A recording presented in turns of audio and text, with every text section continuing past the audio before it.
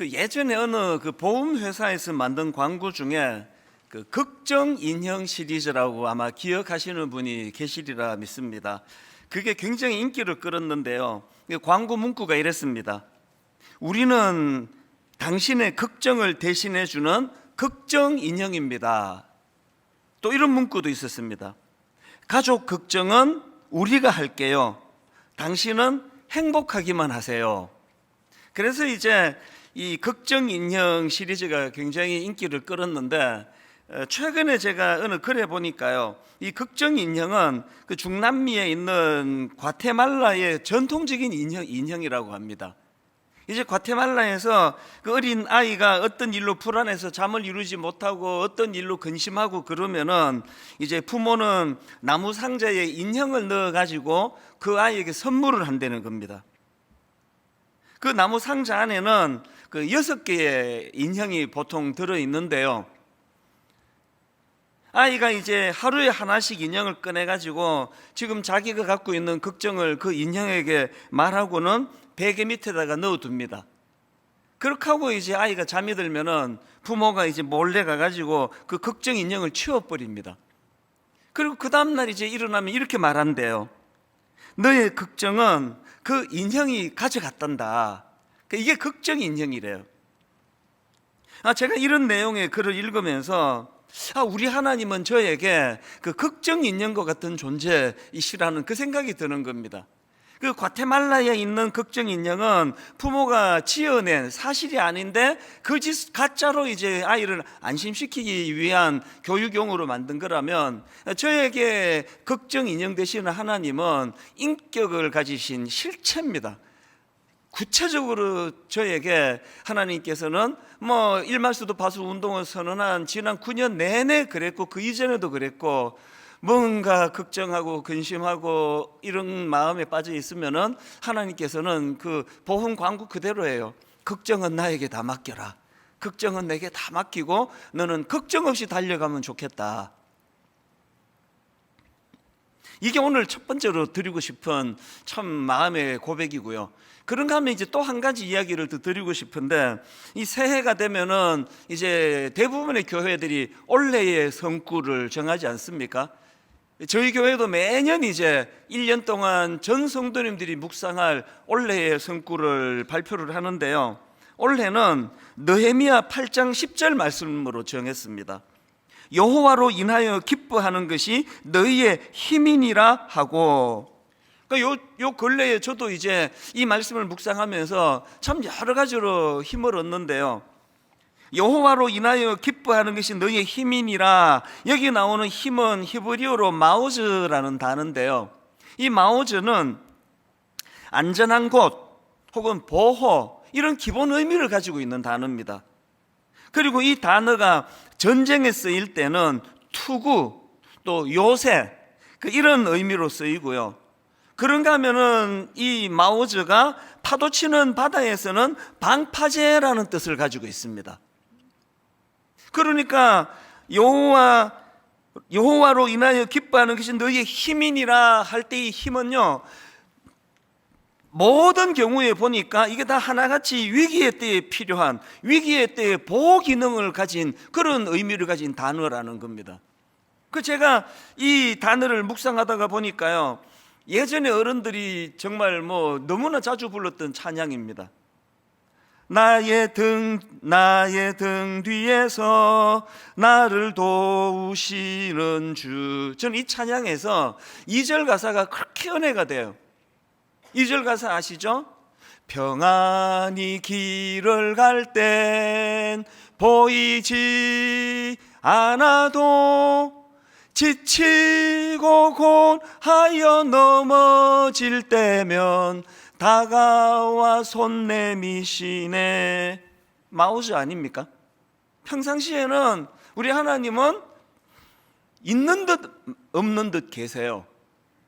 하나님은 스토커 같은 분이 아니세요. 막 수시로 찝쩍거리고 수시로 불러내고 막 수시로 괴롭히고 그런 분이 아니에요. 평안히 길을 갈 땐, 그래서 여러분 젊을 때 예수 믿기 쉽지 않아요. 왜 그렇습니까? 부모가 다 해주는 때니까요.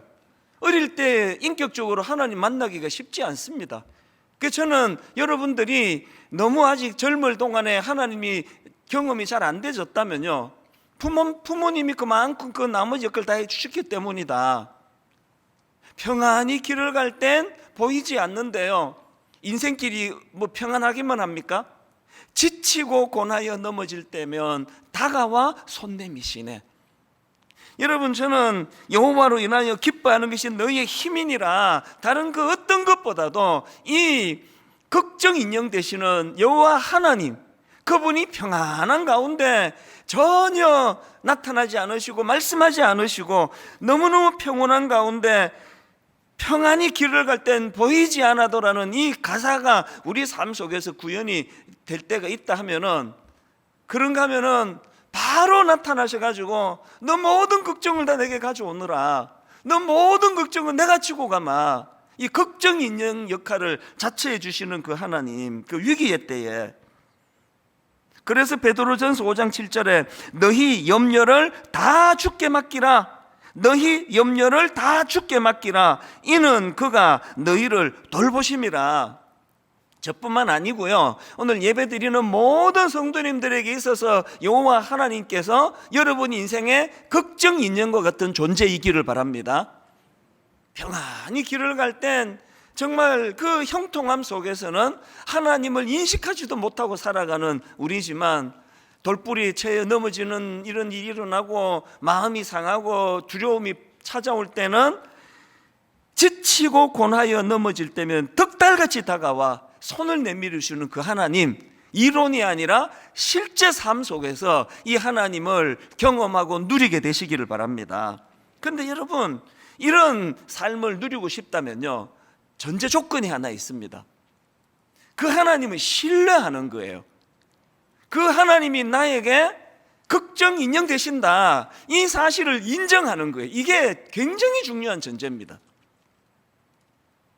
제가 이 두 이야기를 왜 드리는가 하니까요, 오늘 본문의 아브라함의 형편이 지금 딱 이게 빗대서 설명드릴 수 있는 내용이기 때문에 그렇습니다. 지난주 말씀드리지 않았습니까?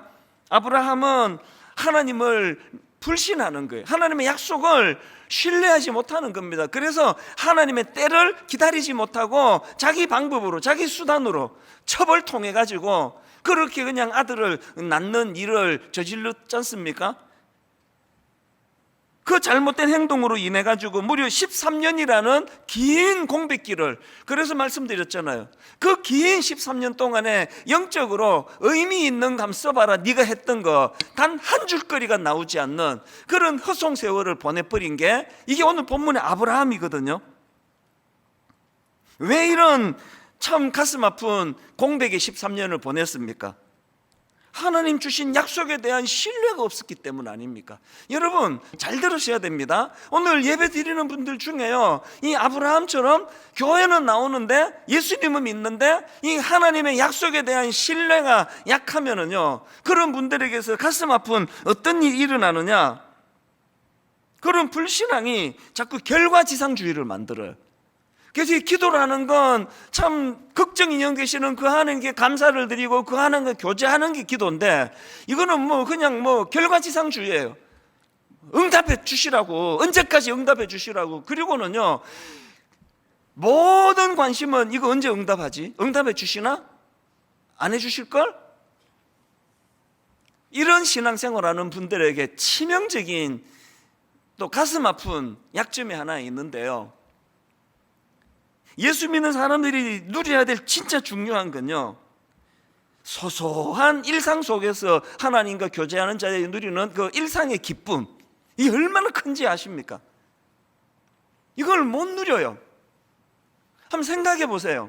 아브라함이 또 아내 사라가 이런 어떤 하나님의 약속하심에 대한 불신앙이 없었더라면 막 온통 이 부부의 관심은 언제 약속 지켜주시지? 도대체 왜 약속을 안 지키는 거야? 이래갖고는 이거 안 되겠네. 그런 어떤 불신앙에 빠지지 않았더라면요, 여러분이 창세기 12장 이후에 그 하나님, 그 걱정 인형 되시는 그 하나님께서 아브라함의 삶 가운데 얼마나 그런 소소한 기쁨을 많이 제공해 주셨냐고요.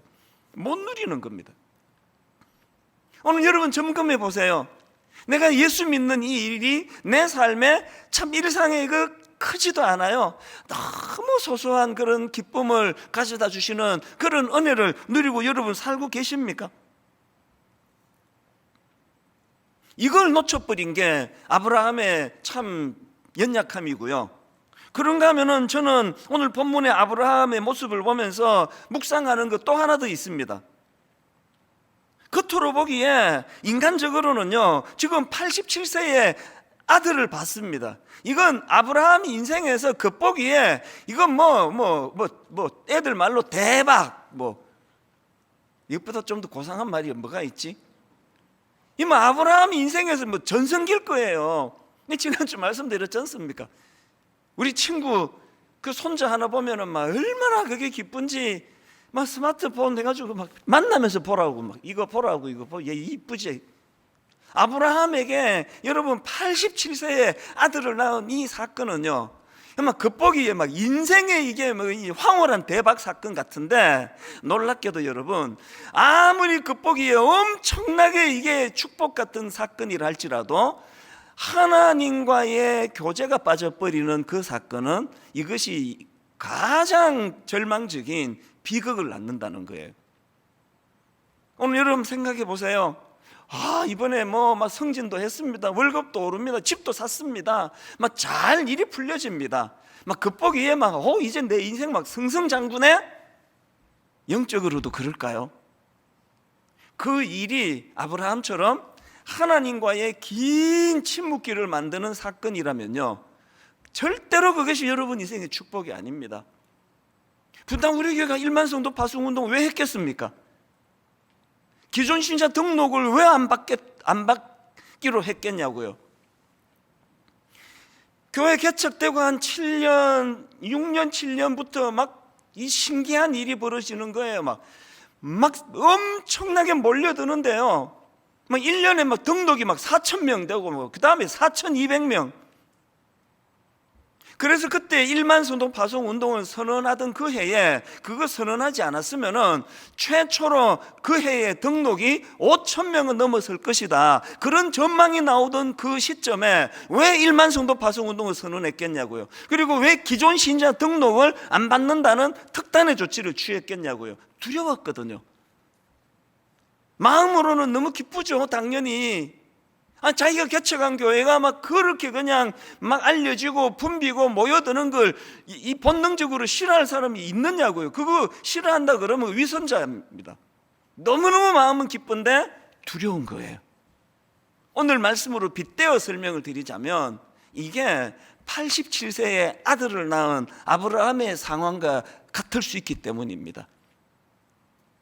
교만해지고 하나님 의지 이런 거 다 없어지고 이제 목회 잘 된다고 떠들고 다니고, 그게 두려운 거예요. 오늘 여러분 겉으로 너무 잘 풀려나가는, 너무 이게 내 인생에 이런 일이 일어나는구나라는 그 기쁜 일이 있다면 점검해 보세요. 그 일로 하나님과의 관계는 멀어지고 있다면 여러분 인생에 이거는 변장하고 찾아온 저주예요. 우리 모두가 원하는 건 변장하고 찾아온 축복이잖아요. 너무 어려운데, 너무 인생의 밑바닥을 걷는 것 같은데 숨이 안 쉬어질 정도로 요셉 같은 경우 억울하게 모함을 당하고 감옥에 들어가고 너무 낙심과 절망이 찾아오는데, 그 감옥에서 여호와께서 요셉과 함께 하심으로 그가 형통했다고 이야기하잖아요. 아브라함이 이 사실을 놓친 거예요. 87세 그 늦게 본 그 처백에서 낳은 그 아들과 얼마나 재미나게 살았는지 모르지만 그 13년은요 하나님 보시기에 끔찍한 13년이 도대체 얼마나 인생을 허무하게 보냈는지 기록할 거리가 하나도 없는, 제가 오늘 본문의 아브라함을 묵상하면서 그 부정적인 면, 아브라함이 가지고 있는 그 약한 부분을 이렇게 묵상을 했지만 그게 다가 아닙니다. 비록 이런 연약한 모습이 있었지만 우리 모두가 아브라함에게 배워야 되는 너무 중요한 아브라함의 강점이 하나 있습니다. 그게 뭐냐 하니까요, 말씀에 대한 수용성입니다. 자, 이게 무슨 의미인지 설명해 드릴게요. 자, 본문 창세기 17장 1절입니다. 아브라함이 99세 때에 여호와께서 아브라함에게 나타나서 그에게 이르시되 나는 전능한 하나님이라 너는 내 앞에 행하여 완전하라. 그러시면서 2절 내가 내 언약을 나와 너 사이에 두어 너를 크게 번성하게 하리라 하시니, 하나님이 이런 말씀을 주시니까요, 3절에서 그 말씀을 받는 아브라함의 태도를 한번 보세요. 3절 아브라함이 엎드렸더니, 하나님이 말씀하시니까 아브라함이 엎드렸더니, 이런 태도가 뭘 말합니까? 말씀을 받는 진지한 자세를 얘기하는 거 아닙니까? 말씀을 수용하는 그의 태도가 이런 행동으로 나타나는 거거든요. 제가 이 말씀을 묵상하고, 이거 약간 웃기려고 하는 말이긴 한데요, 우리 집 애들은요, 아빠가 뭐 좀 대화하자 그러면 그 말씀을 수용하는 태도가 굉장히 나빠요. 막 저녁 늦게까지 막 그냥 막 씩씩하게 막 젊은 애들이 뭐 저녁이 어디 있고 뭐 낮이 어디 있습니까? 뭐 밤낮으로 씩씩하죠. 막 라면 해 먹고 막 굉장히 씩씩했는데요. 그래서 제가 이제 늦게까지 기다렸다가 오늘 그 컨디션 좋네? 아빠하고 얘기 좀 할까? 갑자기 피곤이 몰려와가지고요, 아빠 나 지금 자야 되겠다고. 그래서 내가 애들 재우는 법을 알아요. 얘기 좀 하려면 다 자요. 약간 웃기려고 하는 이야기도 섞여 있지만요, 그러나 사실을 근거로 하는 이야기입니다. 그런데 여러분, 긴 13년의 공백을 깨시고 하나님이 아브라함에게 말씀을 주시니까 아브라함의 반응은 우리 집 아들 같지가 않습니다. 그 말씀에 대한 수용성이, 아브라함이 엎드렸더니 이게 수용하는 태도 아닙니까? 그랬더니 진짜 중요한 건 3절 하반절이에요. 한번 보세요. 아브라함이 엎드렸더니 하나님이 또 그에게 말씀하여 이르시되예요. 여러분, 이거 아십니까? 창세기 12장 이후에 하나님께서 아브라함에게 가장 많은 말을 쏟아내신 장이 이게 창세기 17장입니다. 가장 많은 말씀을 쏟아내시는데 그 첫 출발이 아브라함이 그 하나님의 말씀을 수용하는, 아브라함이 엎드렸더니 하나님이 또 그에게 말씀하여 이르시대요. 다 예수 믿는다고 다 똑같은 게 아니에요. 뭐 예수 믿은 지 얼마 안 되는 분도요, 너무나 하나님의 그 말씀 앞에 늘 하나님이 자기를 인도하시고 늘 하나님이 말씀으로 자기를 견인하신다고 기뻐하는 분이 계시는가 하면, 뭐 모태신앙, 뭐 장로, 권사 다 소용없습니다. 그 직분이 그 사람을 저절로 견인하지 않아요. 누가 말씀 앞에 반응을 받습니까? 누가 하나님이 그를 늘 말씀으로 인도하십니까? 말씀 앞에 반응하는 자예요. 제가 참 감동을 많이 받습니다.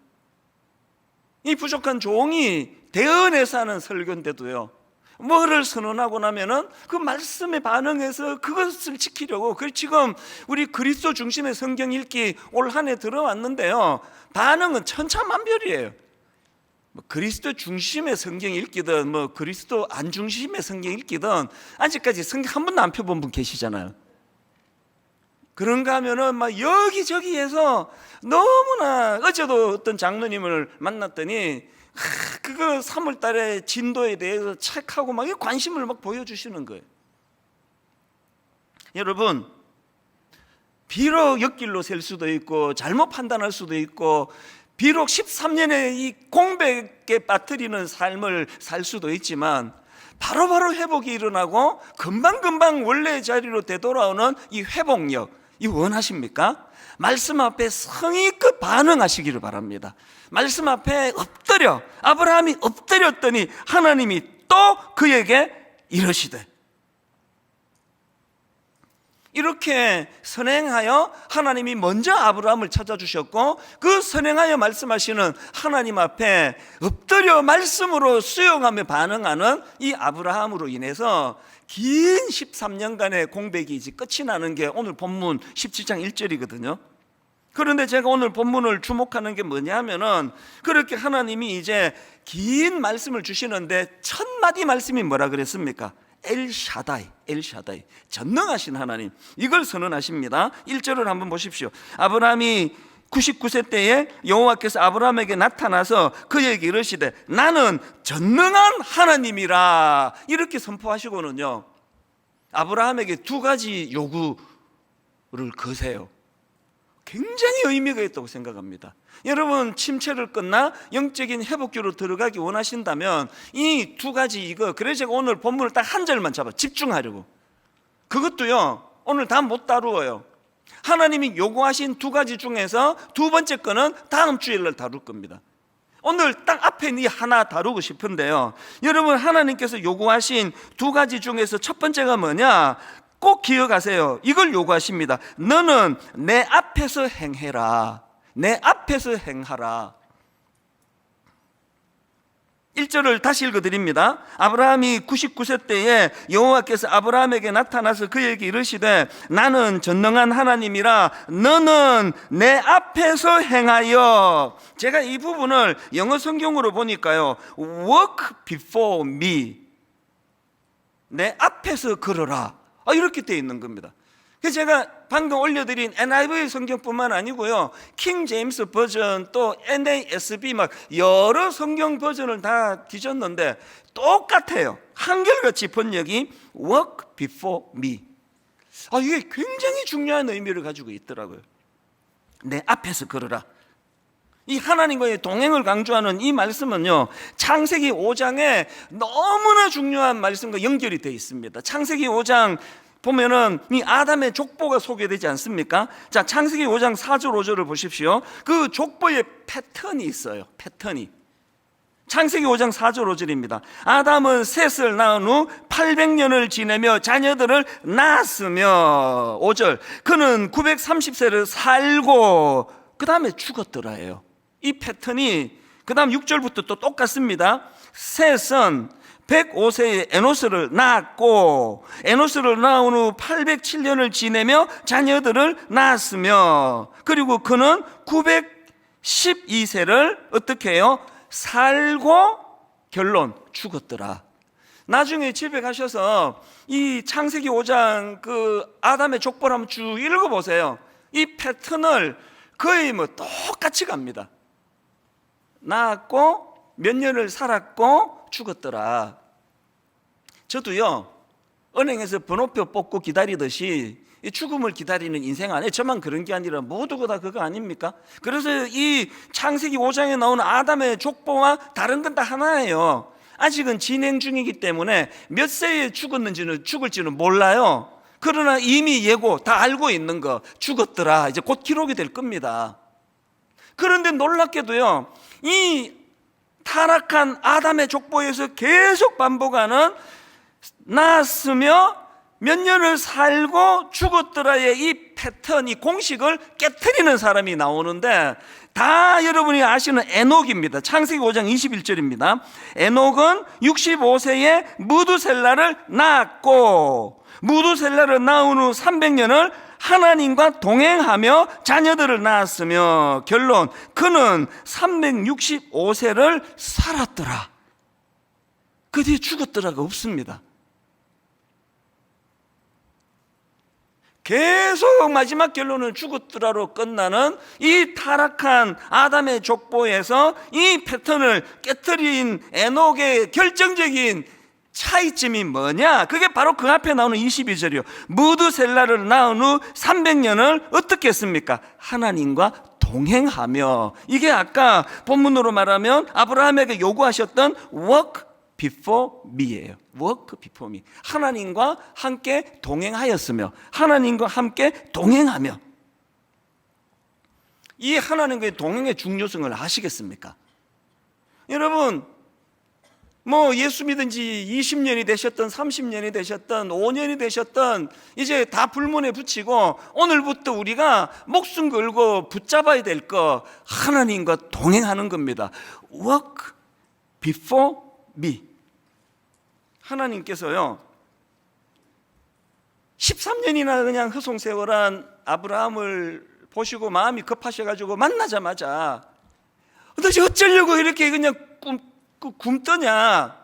아니, 지금 목적지 부산에 가려면 지금쯤은 한 대구나 김천쯤은 가야 되는데, 아니 어떻게 지금 천안까지밖에 못 같냐고, 너 속소 좀 더 내야 되겠어, 그렇게 말씀하지 않으시고 하나님의 첫 말씀은 나와 함께 동행하자는 겁니다. 나와 함께 동행해야 된다.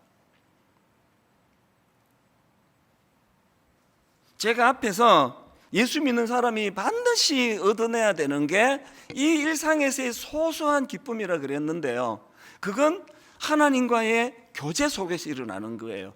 제 생에서 가장 행복할 때는요, 이미 수십 번, 앞으로 수십 번 또 더 말씀드릴 거지만, 제 생에 가장 행복한 건 새벽이에요. 저는 아내를 무지 사랑하는 사람인데요, 아내를 사랑하는 것보다 더 좋을 때가 아내 없는 새벽 시간이에요.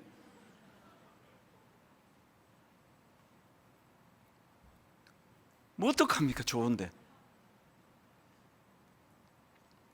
저는 그 예전에 주일학교 때 불렀던 이 찬양이 저의 새벽을 이렇게 요약해 놓은 것 같아요.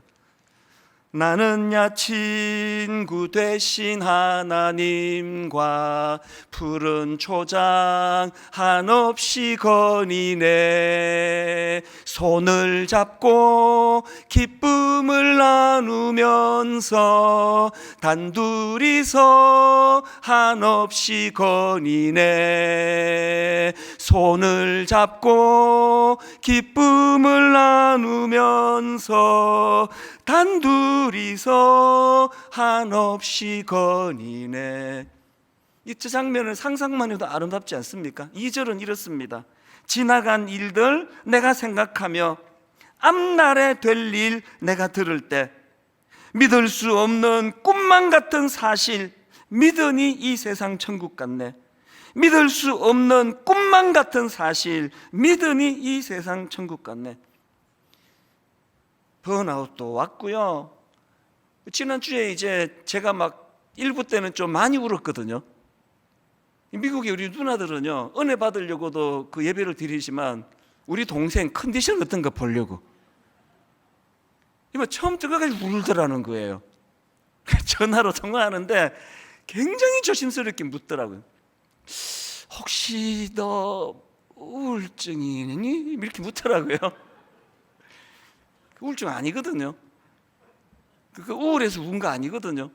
목요일 날 말로 다 할 수 없는 하나님의 그 새벽에 함께 하심의 은혜를 누려서 가슴이 벅차올랐기 때문에 엘샤다이 그 하나님의 은혜를 새벽에 깨우쳐 지난 30몇 년 동안 동행해 주신 그 하나님을 생각해서 감격해서 눈물이 그치지 않았거든요. 여러분, 이런 일상의 소소한 기쁨이 있으세요? 그래서 저는 초저녁에 잡니다. 빨리 자야 새벽이 오니까. 그렇게 새벽을 보내고는 제 아내도 너무나 이런 저를 잘 이해를 해주니까요. 그저께도 새벽에 시간을 보내고 나서 너무 기쁘니까 아내한테 이런 말을 했습니다. 새벽이 왜 이렇게 행복하지? 왜 이렇게 행복하다고요? 나는야 친구 되신 하나님과 영적인 푸른 초장 한없이 거니네, 손을 잡고 기쁨을 나누면서 단 둘이서 한없이 거니네. 그런가 하면은 옛날 어른들이 즐겨 불렀던 찬양, 저장 밑꽃 위에 있을, 이 찬양 다 아시죠? 저장 밑꽃 위에 있을 아직 맺혀 있는 그때에 귀에 은은히 소리 들리니 주 음성 분명하다.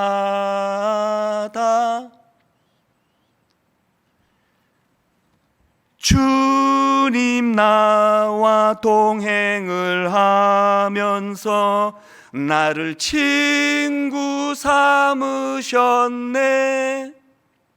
저를 가장 기쁘게 하는 맨 마지막 한마디, 우리 서로 받은 그 기쁨은 알 사람이 없도다. 주님과 저와 단둘이 누리는 그 사랑의 기쁨, 하나님과 동행하는 자들이 누리는 그 사랑의 기쁨은 알 사람이 없도다. 큰 교회 목사 돼가지고 기쁘다고요? 뭐 기쁜 것도 있죠. 힘든 게 더 많아요. 뭐 이름 알려지고 뭐 좋을 것 같으십니까? 그것보다 더 좋은 건요, 아무도 없는 텅 빈 그 공간에서 주님 나와 동행을 하면서 나를 친구 삼으셨네. 우리 서로 받은 그 기쁨은 알 사람이 없도다. 여러분, 이게 에녹을 에녹되게 한 결정적인 것.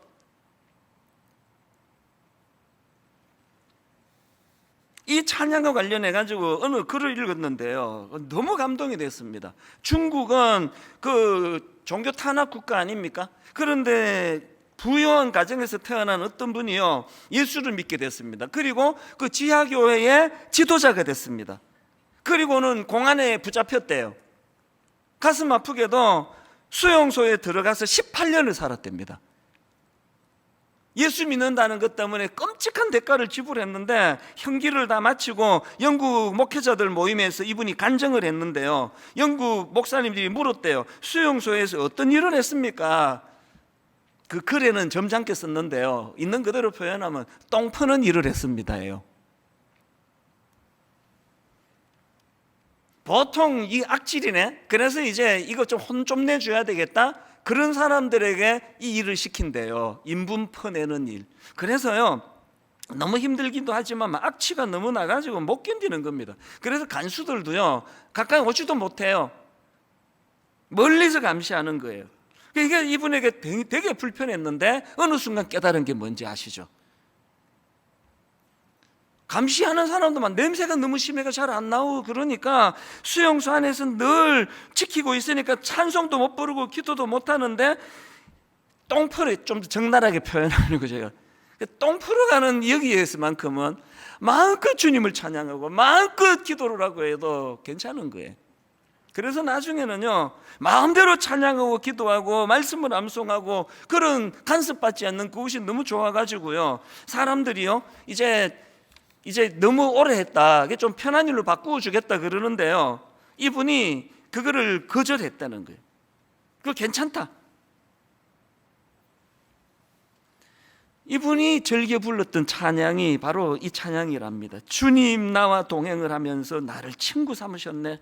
우리 서로 받은 그 기쁨은 알 사람이 없도다. 여러분, 지금 뭐 세상살이가 정말 살맛이 안 나잖아요. 이 뭐 재미 하나도 없는 세상 아닙니까?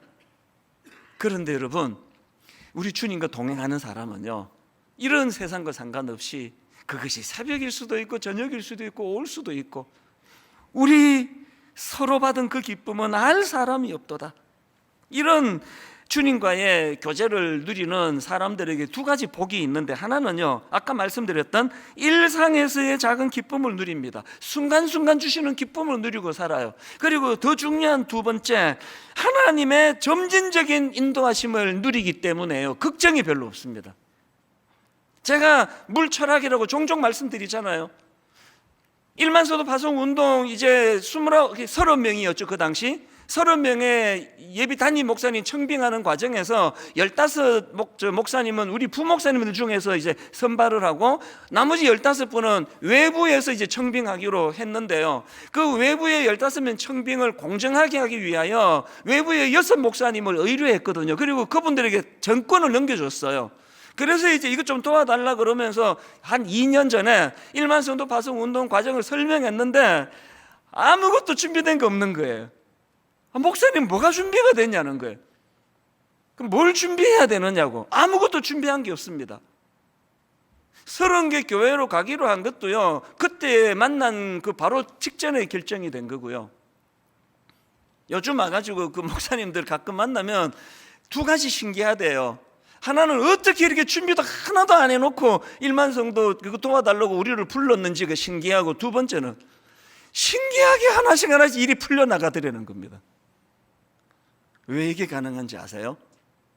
하나님과 동행하고 하나님의 인도하심을 받는 사람은요, 점진적으로 때맞춰 인도하시는 하나님의 인도하심의 능력을 알거든요. 그게 지난 목요일에 있었지 않습니까? 오늘 여러분 공식적으로 제가 선포합니다. 이제 분당 우리교회 1만 성도 파송 운동은 29교회가 아니라 40교회임을 선포합니다. 목요일 날 하나님의 지령을 받은 거거든요. 맨 처음에 제가 40개 교회로 그렇게 하나님께 기도했는데, 이건 뭐 예산이 안 된다는 이런 참 얄팍한 생각으로 30개로 또 29개로 이게 줄었는데, 하나님께서 지난 목요일 날 엘샤다이 하나님을 선포하시면서 벅찬 가슴을 주시면서, 그래서 헷갈리지 않도록요 29 플러스 11이라 그랬잖아요.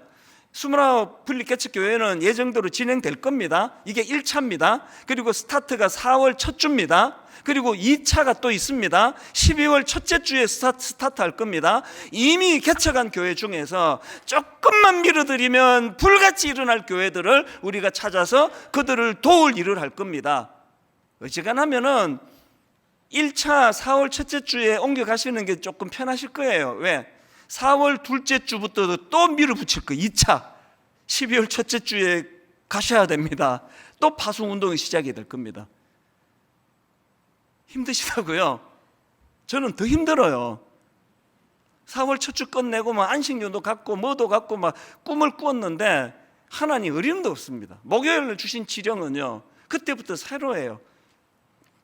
분당 우리 1만 선도 파송운동 올 연말까지 40개 교회가 놀라운 출발을 하게 될 줄로 믿습니다. 그걸로 끝이 아니에요. 매 새벽마다 어떤 하나님의 지침이 주어질지, 그것이 우리에게 부담이 되기도 하지만 놀라운 기쁨이 된다는 것. 내년에는 또 다른 하나님의 사명이 있을 거고요, 후내년에는 또 다른 사명이 있을 거고요. 한 걸음 한 걸음 그 일상을 따라 그 일들을 펼쳐나가기를 원합니다. 오늘 말씀의 결론을 이렇게 맺기 원합니다. 1절부터 8절까지 지난주 살펴본 그 말씀의 결론 말씀은 8절인데 가장 중요한 하나님의 마음이 담겨져 있습니다. 8절 읽고 말씀을 마무리하려는데요, 자 8절에 하나님 말씀입니다. 내가 너와 너의 후손에게 너가 거류하는 이 땅 곧 가나안 온 땅을 주어 영원한 기업이 되게 하고, 결론 나는 그들의 하나님이 되리라. 울 뻔했습니다. 하나님의 진정한 목표는 우리와 관계 맺기를 원하시는 거예요. 29 예비단임 목사님에게 제가 여러 번 고백한 게 이겁니다. 여러분과 제가 어떤 이해관계로 만난 관계가 아니라 사랑하는 관계면 좋겠다고. 하나님이 여러분에게 그 말씀을 하세요. 김집사, 너 왜 자꾸 나하고 거래하자 그러느냐고. 기도도 다 거래 아닙니까? 이거 드릴게. 뭐 해주실래?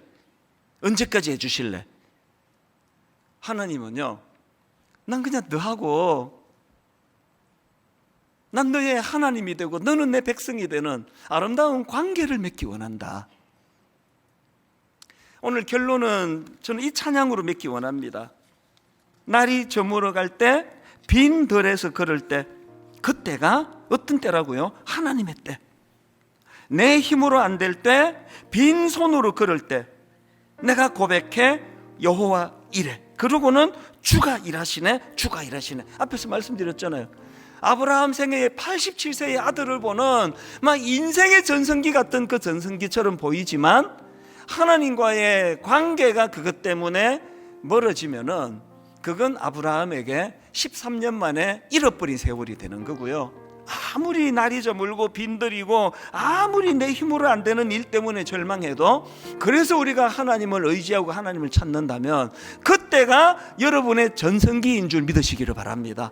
하나님의 소원은 그 일들을 통하여 하나님을 찾고 하나님을 부르짖고 하나님과 관계 맺기를 원하시기 때문입니다. 우리 가사를 생각하시면서 우리 한번 이 찬양 같이 불러드리기 원합니다. 날이 저물어 갈 때, 빈들에서 걸을 때,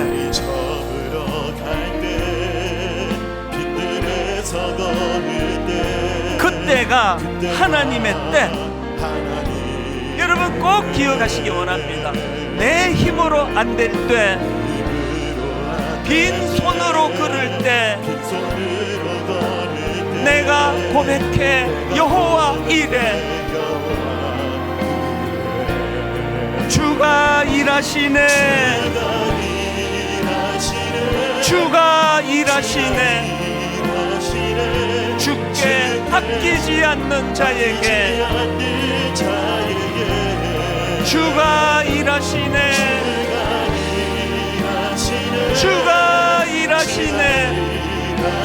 신뢰하며 걷는 자에게.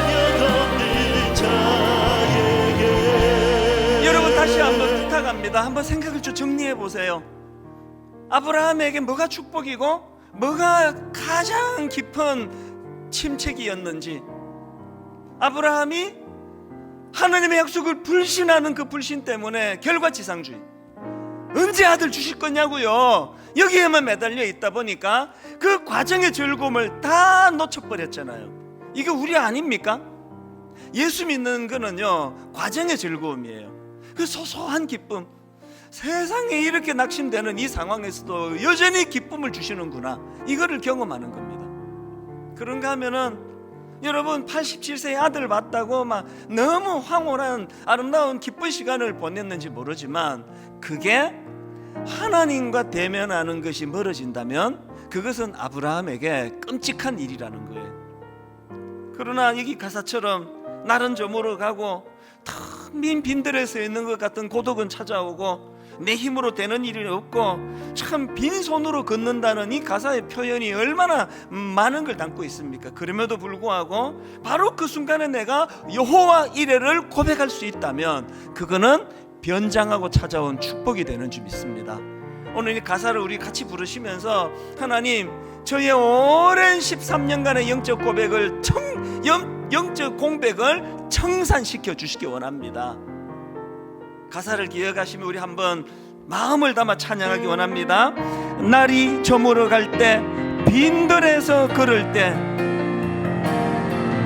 날이 저물어 갈 때, 빈들에서 걸을 그때가 하나님의 때.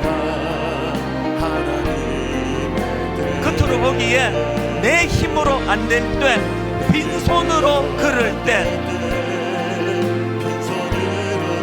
그때 믿음으로 고백합니다. 내가 고백해 여호와 이레, 주가 일하시네, 주가 일하시네. 신뢰하며 걷는 자에게 주가 일하시네, 주가 일하시네. 어떤 자와 함께 일하십니까? 신뢰하며 걷는 자에게. 우리 모인 이곳에 주님 함께 계시네. 누리네 아버지 은혜. 적은 떡과 물고기, 내 모든 것 드릴 때 모두 고백해 여호와 이레, 주가 일하시네, 주가 일하시네. 주께 아끼지 않는 자에게 주가 일하시네, 주가 일하시네. 신뢰하며 걷는 자에게 우리 다시 한번 선포합니다. 주가 일하시네, 주님이 일하시네. 주께 아끼지 않는 자에게 주가 일하시네, 주가 일하시네. 신뢰하며 걷는 자에게 내 마음이 힘에 겨워 지칠지라도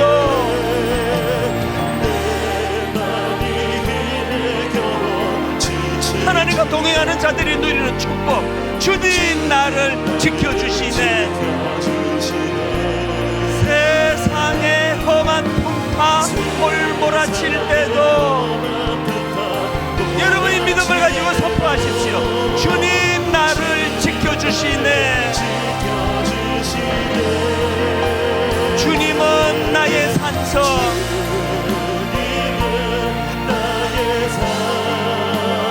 주님은 나의 요새, 주님은 나의 소망, 나의 힘이 되신 여호와, 아무것도 두려워 말라.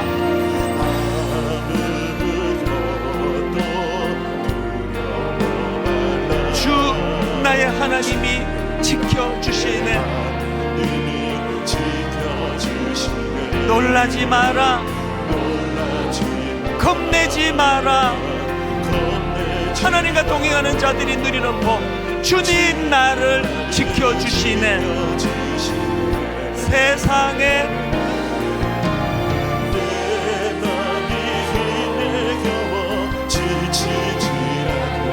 주님 나를 지켜주시네. 세상에 험한 풍파 몰아칠 때도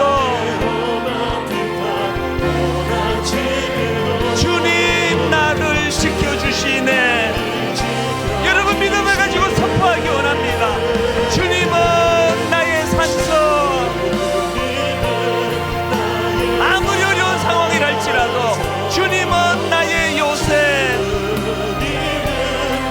낙심되는 일이 많이 찾아온다 할지라도 주님은 나의 소망. 나의 힘이 되신 여호와, 우리 다 자리에서 일어나셔서 전심을 다하여 내 마음이 힘에 겨워 지칠지라도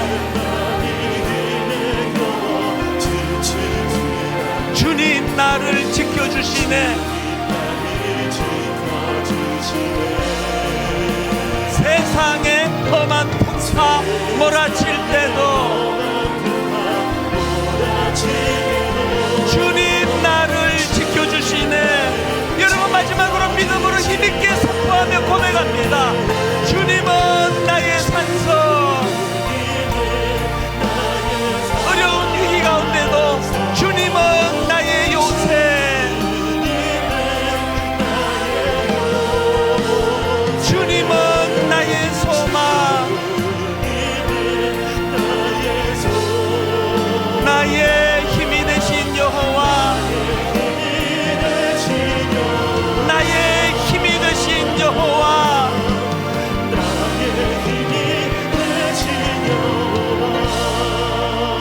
이거 하나 붙들고 기도하기 원합니다. 아브라함처럼 87세에 아들 낳고 아무리 승승장구하는 그런 삶 같아도 거기에 하나님과의 인격적인 교제가 없으면 결코 그것이 아브라함에게 유익한 일이 아닙니다.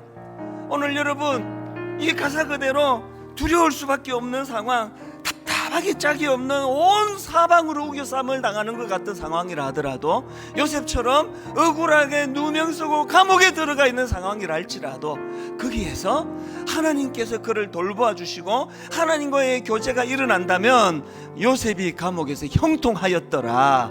이게 성경의 시각입니다. 우리 한번 이 시간 큰 소리로 주님 이름 한번 부르고 싶은데요, 주님 이름 한번 외치고 아버지 13년간의 공백을 깨트려 주시기 원합니다. 새로 달려가기 원합니다. 회복이 일어나기 원합니다. 하나님 말씀하여 주실 때에 아브라함처럼 엎드려 반응하기를 원합니다. 우리 주님 이름 한번 큰 소리로 외쳐 부르고 합심하여 기도하시겠습니다. 주시여. 하나님 아버지, 간절한 마음으로 주님 부르시죠 기도합니다. 아브라함이 하나님의 약속을 신뢰하지 못했기 때문에 아버지 하가를 통하여 이스마엘을 낳는 어기서금을, 그리고 그것이 아버지 13년간의 긴 공백을 가져올 수밖에 없음을 우리가 함께 나누었습니다. 하나님 아브라함이 쏟쳐버린 것, 하나님과 함께하는 자가 누리는 일상의 소소한 기쁨, 그거 회복하기를 원합니다. 내 삶 속에서 주님과 내가 나누었던 우리 서로 나눈 그 기쁨 알 사람이 없도다. 알 사람이 없도다.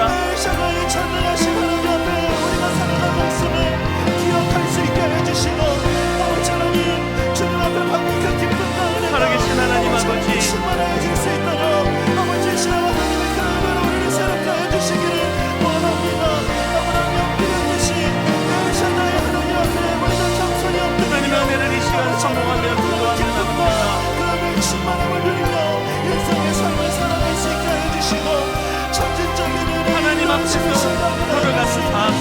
하나님과의 동행에 아버지 소중함을 인식하는 주시옵소서. 아무것도 없는 자 같으나 모든 것을 가진 자라다 외치며 나아갈 하나님 아버지 앞에 이 시간 기도하며 나가기 원합니다. 주시옵소서. 주시기를 원합니다. 하나님 함께 하시는 은혜, 하나님 함께 하시는 은혜를 잡아 주시옵소서. 그렇게 인도하여 주실 주님을 의지합니다. 함께 하시는 은혜로 충만케 하여 주실 주님의 그 임재를 사모합니다. 우리가 살아가는 과정 가운데가 넘어져 있는 그 자리에서 함께 하시는 그 은혜로 다시 한번 힘을 얻고 나의 힘이 되신 여호와 그 은혜로 다시 한번 일어서는 저희들의 삶이 될 수 있도록 인도하여 주시옵소서. 살아계신 하나님 아버지, 에녹이 창세기 5장에 그 아담의 족보가 끊임없이 반복하는 낳았으며 몇 살을 살다가 죽었더라, 낳았으며 몇 살을 살다 죽었더라는 이 패턴을 깨트리는, 낳았고 하나님과 동행하였으며 그는 365세를 살았더라로 기록되는 이 놀라운 기록이 영적으로 우리들의 모습이 되는 줄 믿습니다. 하나님, 우리 참 세상적으로 보기에 그저 평범하고 참 겉으로 보기에 여러 가지 살아가기에 결핍된 것이 많아 걱정이 많고 근심이 많고 잠자리에 누워도 금방 잠이 들지 않고 이 걱정 저 걱정으로 그렇게 늦은 밤까지 시간을 보낼 수밖에 없는 그런 참 작은 삶을 살고 있지만, 그런데 하나님, 놀랍게도 그 과정에서 깨닫는 거, 하나님은 우리들의 걱정 인형이셨구나. 하나님은 우리가 가진 그 걱정과 염려를 주님 앞에 내려놓고 주님과 교제하는 그 과정을 통하여 나는 너의 하나님이 되기 원한다, 인격적인 관계를 원하시는 그 하나님의 심정을 다시 한번 깨닫게 해주시니 감사합니다. 주님, 나와 동행을 하면서 나를 친구 삼으셨네. 우리 서로 받은 그 기쁨은 알 사람이 없도다. 주님과 나만이 아는 아버지 아름다운 소중한 추억들이 힘들고 어려운 일을 맞닥뜨릴 때마다 그것을 견뎌내는 힘을 제공해 주는 줄 믿습니다. 주님, 나와 동행을 하면서 나를 친구 삼으셨네. 우리 서로 받은 그 기쁨은 알 사람이 없도다. 이번 한 주간 이 찬양 가사가 그대로 구현이 되는 귀하고 복된 한 주간이 되도록 인도하여 주시옵소서.